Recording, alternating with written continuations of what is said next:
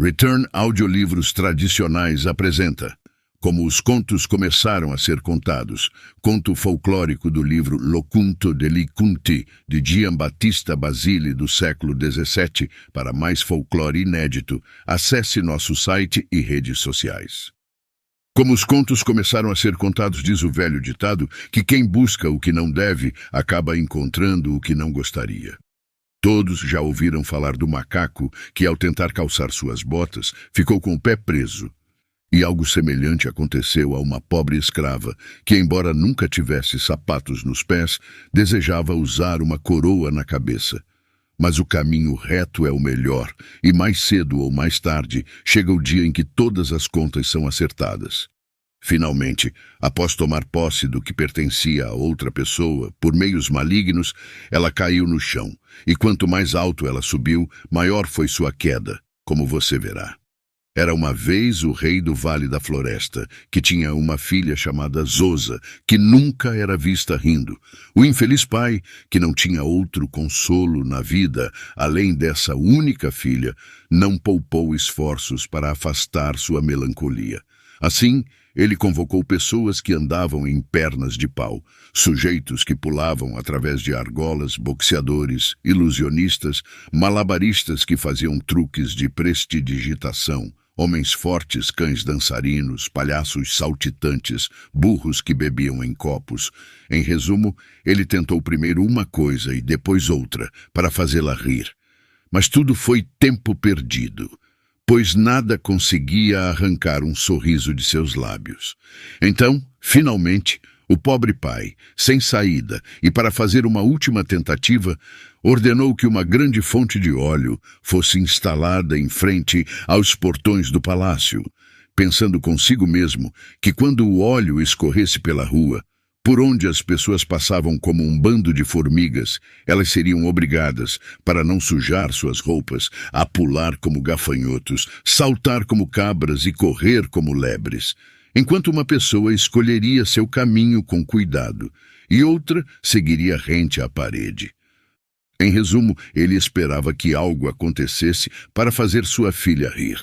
Assim, a fonte foi construída, e enquanto Zosa estava um dia parada à janela, séria e compenetrada, e parecendo mais azeda do que vinagre, por acaso passou uma velha mulher que, encharcando uma esponja com o óleo, começou a encher uma pequena jarra que havia trazido consigo. E enquanto ela trabalhava duro nesse engenhoso plano, um jovem da corte passou por ali e atirou uma pedra tão certeira que acertou a jarra e a quebrou em pedaços. A velha, ao ver seu esforço indo por água abaixo, virou-se furiosa para o jovem e exclamou: "Ah, seu impertinente moleque, sua mula, seu pedaço de corda de forca, suas pernas de fuso. Má sorte para você, que você seja atravessado por uma lança catalã, que 1000 males caiam sobre você e algo mais, seu ladrão, seu patife." O rapaz, que tinha pouca barba e menos discrição, ao ouvir esse desfile de insultos, respondeu à velha com a mesma moeda, dizendo: "Já terminou, sua avó de bruxas, sua velha bruxa, sua estranguladora de crianças." Quando a velha ouviu esses elogios, ficou tão furiosa que, soltando as rédeas e escapando do estábulo da paciência, agiu como se estivesse louca, fazendo malabarismos no ar e fazendo caretas como um macaco. Diante desse espetáculo estranho, Zosa rompeu em uma gargalhada tão intensa que quase desmaiou. Mas quando a velha percebeu que estava sendo alvo de uma brincadeira, ficou furiosa e, olhando com fúria para Zosa, exclamou: "Que você nunca tenha o menor pedacinho de marido, a menos que pegue o príncipe do Campo Redondo." Ao ouvir isso, Zosa ordenou que a velha fosse chamada e desejou saber se, em suas palavras, ela havia lançado uma maldição sobre ela ou apenas a havia insultado. E a velha respondeu: "Saiba então que o príncipe de quem falei é uma criatura muito bonita e se chama Tadeu, que pelo feitiço maligno de uma fada, após dar o toque final ao quadro da vida, foi colocado em uma tumba do lado de fora dos muros da cidade. E há uma inscrição em uma pedra que diz que qualquer mulher que em 3 dias encher de lágrimas uma jarra que está pendurada em um gancho, o trará de volta à vida e o terá como marido. Mas como é impossível que 2 olhos humanos chorem o suficiente para encher uma jarra que caberia meio barril, eu desejei isso a você em troca de sua zombaria e escárnio comigo, e rezo para que isso aconteça, para vingar o mal que você me fez. Dito isso, ela desceu correndo as escadas, com medo de levar uma surra. Zosa refletiu sobre as palavras da velha mulher e, depois de revirar 100 pensamentos em sua mente, até que sua cabeça ficasse como um moinho cheio de dúvidas, ela finalmente foi atingida por uma flecha da paixão que cega o julgamento e lança um feitiço sobre o raciocínio do homem. Ela pegou um punhado de moedas de ouro dos cofres de seu pai e deixou o palácio, caminhando sem parar até chegar ao castelo de uma fada, a quem ela revelou seu coração. A fada, com pena de uma jovem tão bonita que tinha 2 esporões para fazê-la cair, pouco auxílio e muito amor por um objeto desconhecido, deu a ela uma carta de recomendação para uma irmã dela, que também era uma fada. E esta segunda fada a recebeu da mesma maneira com grande bondade. E na manhã seguinte, quando a noite ordena que os pássaros anunciem que quem viu um bando de sombras negras perdidas será bem recompensado, ela deu a Zosa uma linda noz, dizendo: leve isso, minha querida filha, e guarde-o com cuidado, mas nunca o abra, exceto em momentos de extrema necessidade. E então ela também deu a ela uma carta, recomendando-a à outra irmã. Depois de viajar por muito tempo, Zosa chegou ao castelo dessa fada e foi recebida com o mesmo afeto.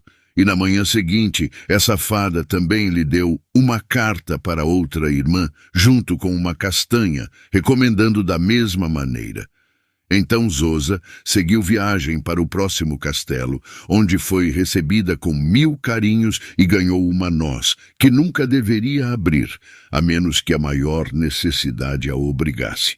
Então ela partiu em sua jornada e passou por tantas florestas e rios que, ao final de 7 anos, exatamente na hora em que o sol, despertado pelo canto dos galos, selou seu cavalo para correr suas etapas habituais, ela chegou quase mancando no Campo Redondo. Lá, na entrada da cidade, ela viu um túmulo de mármore, aos pés de uma fonte, que chorava lágrimas de cristal ao se ver fechada em uma prisão de porfírio. E levantando o jarro, ela o colocou em seu colo e começou a chorar nele, imitando a fonte, para fazer 2 pequenas fontes de seus olhos. E assim ela continuou sem jamais erguer a cabeça da boca do jarro, até que ao final de 2 dias ele estava quase cheio, a apenas 2 centímetros do topo. Mas, cansada de tanto chorar, ela foi pega desprevenida pelo sono e foi obrigada a descansar por 1 hora ou mais sob o dossel de seus olhos.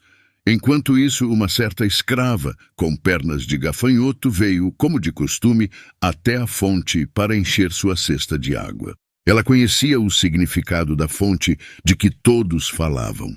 E quando viu Zosa chorando incessantemente e fazendo 2 pequenas correntes de seus olhos, ela estava sempre vigiando e espionando até que o jarro estivesse cheio o suficiente para que ela pudesse acrescentar as últimas gotas. E assim, deixar Zosa enganada em suas esperanças. Agora, portanto, ao ver Zosa adormecida, ela aproveitou a oportunidade e habilmente retirou o jarro de sob Zosa e colocou seus próprios olhos sobre ele, enchendo-o em 4 segundos. Mas mal ele estava cheio, quando o príncipe se levantou do santuário de mármore branco, como se despertasse de um sono profundo, e abraçou aquela massa de carne escura, levando-a imediatamente para seu palácio. Festas e maravilhosas iluminações foram feitas, e ele a tomou como sua esposa. Quando Zosa acordou e viu o jarro desaparecido e suas esperanças com ele e o santuário aberto, seu coração ficou tão pesado que ela estava prestes a desembalar as fardas de sua alma na alfândega da morte. Mas finalmente, vendo que não havia ajuda para sua desgraça e que só poderia culpar seus próprios olhos, que a tinham servido tão mal, ela seguiu seu caminho passo a passo até a cidade. E quando ouviu falar das festas que o príncipe tinha feito e da criatura delicada que ele tinha casado, ela imediatamente soube como todo esse mal tinha acontecido, e disse a si mesma, suspirando: Ai, duas coisas escuras me derrubaram, o sono e uma escrava negra. Então ela alugou uma casa bonita de frente para o palácio do príncipe, de onde, embora não pudesse ver o objeto de seu coração, pelo menos podia olhar para as paredes em que o que ela suspirava estava fechado. Mas Tadeu, que estava constantemente voando como um morcego ao redor daquela noite negra de uma escrava, percebeu Zosa e ficou encantado com sua beleza. Quando a escrava viu isso, ficou furiosa e jurou que, se Tadeu não saísse da janela, ela mataria seu bebê quando ele nascesse. Tadeu, que ansiava por um herdeiro, estava com medo de ofender sua esposa e se afastou da vista de Zosa. Ao ver o único bálsamo para a doença de suas esperanças ser tirado dela, Zosa não soube a princípio o que fazer. Mas lembrando dos presentes das fadas, ela abriu a nós, e dela pulou um pequeno anão como uma boneca, o brinquedo mais gracioso que já se viu no mundo. Então, sentando-se na janela, o anão começou a cantar com um trinado e gorgolejo que parecia um verdadeiro rei dos pássaros. A escrava, ao ver e ouvir isso, ficou tão encantada que, chamando Tadeu, disse: Traga-me o rapazinho que está cantando lá, ou matarei o bebê quando nascer. Assim, o príncipe, que permitia a essa mulher feia colocar a sela em suas costas, enviou imediatamente um mensageiro para Zosa, perguntando se ela não venderia o anão. Zosa respondeu que não era comerciante, mas que ele poderia tê-lo como presente. Então, Tadeu aceitou a oferta, pois estava ansioso para manter sua esposa de bom humor. 4 dias depois disso, Zosa abriu a castanha e dela saiu uma galinha com 12 pintinhos, todos de ouro puro, e sendo colocados na janela, a escrava os viu e ficou encantada com eles. E chamando Tadeu, ela mostrou a bela visão e novamente ordenou que ele conseguisse a galinha e os pintinhos para ela. Assim, Tadeu, que se deixava pegar na teia e se tornava o brinquedo da criatura feia, enviou novamente uma mensagem para Zosa, oferecendo qualquer preço que ela pedisse pela bela galinha. Mas Zosa deu a mesma resposta de antes, que ele poderia tê-la como presente. Tadeu, portanto, que não podia fazer outra coisa, fez da necessidade virtude e aceitou o belo presente. Mas depois de mais 4 dias, Zosa abriu a avelã e dela saiu uma boneca que fiava ouro. Uma visão surpreendente. Assim que foi colocada na mesma janela, a escrava a viu e, chamando Tadeu, disse: Eu preciso ter essa boneca, ou matarei a criança. Tadeu, que deixava sua orgulhosa esposa brincar com ele como uma lançadeira, não teve coragem de enviar a mensagem para Zosa, pedindo a boneca, mas decidiu ir pessoalmente, lembrando-se dos ditados: nenhum mensageiro é melhor do que você mesmo, e quem quiser comer um peixe, que o pegue pelo rabo.